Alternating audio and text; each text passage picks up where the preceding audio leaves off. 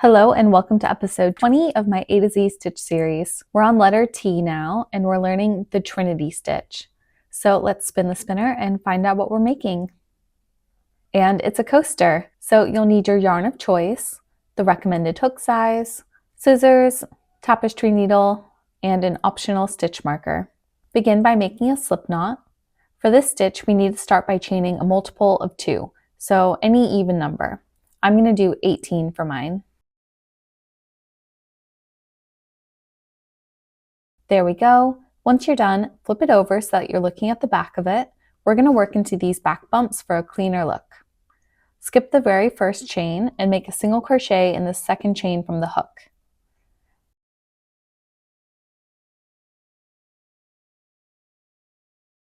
Perfect. And now we're going to make a single crochet 3 together cluster. Start by inserting your hook into the previous chain that we just worked into, yarn over and pull it through. Then insert into the next chain, yarn over and pull it through. Then insert into the next chain,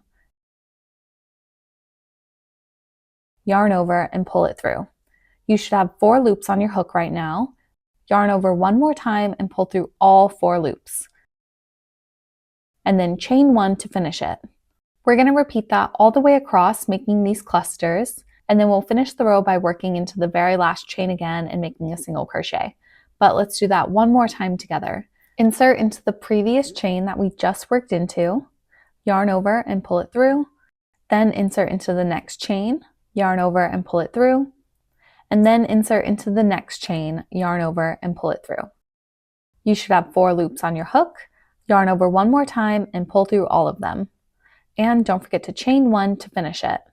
So pretty easy peasy. Like I said, keep doing that all the way across and I'll meet you to finish the row because it's a little bit different at the end. So I'm making my final single crochet 3 together cluster.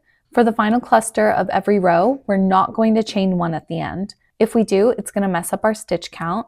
Instead, we're going to reinsert our hook into this last chain and we're going to make a single crochet to finish the row.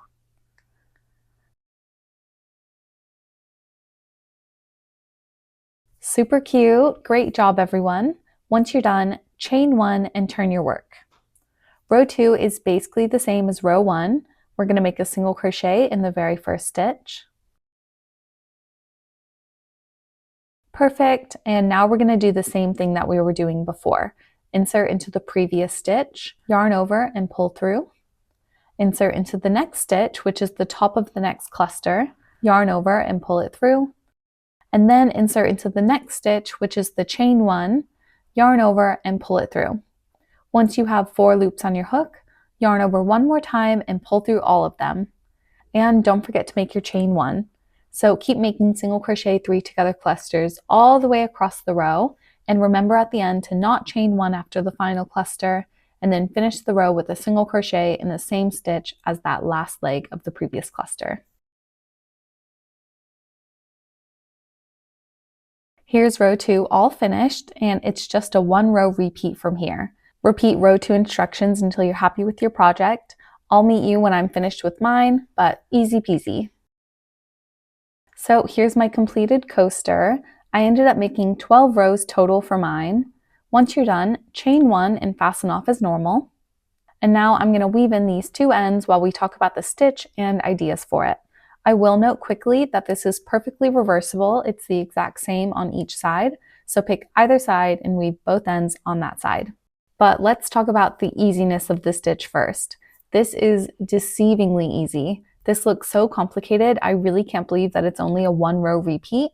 I'd put this top of the list of stitches that seem really difficult and advanced, but anyone can do them.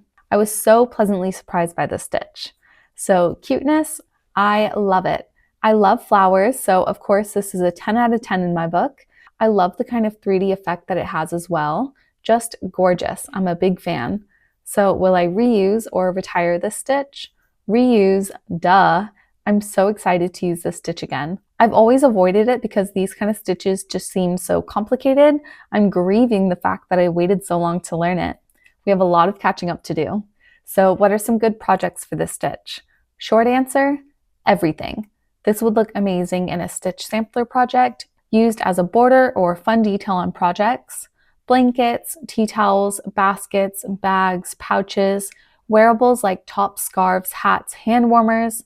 The options and ideas are endless. I think that this would be beautiful in any project that you can think of. But that was it for this episode. Thank you so much for watching, whether you've been following along for the whole series or just joined for this one. I appreciate it so much.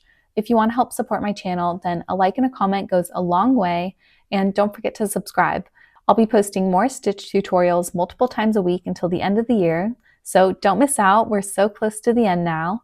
But thanks again, and as always, happy crocheting and stay lucky.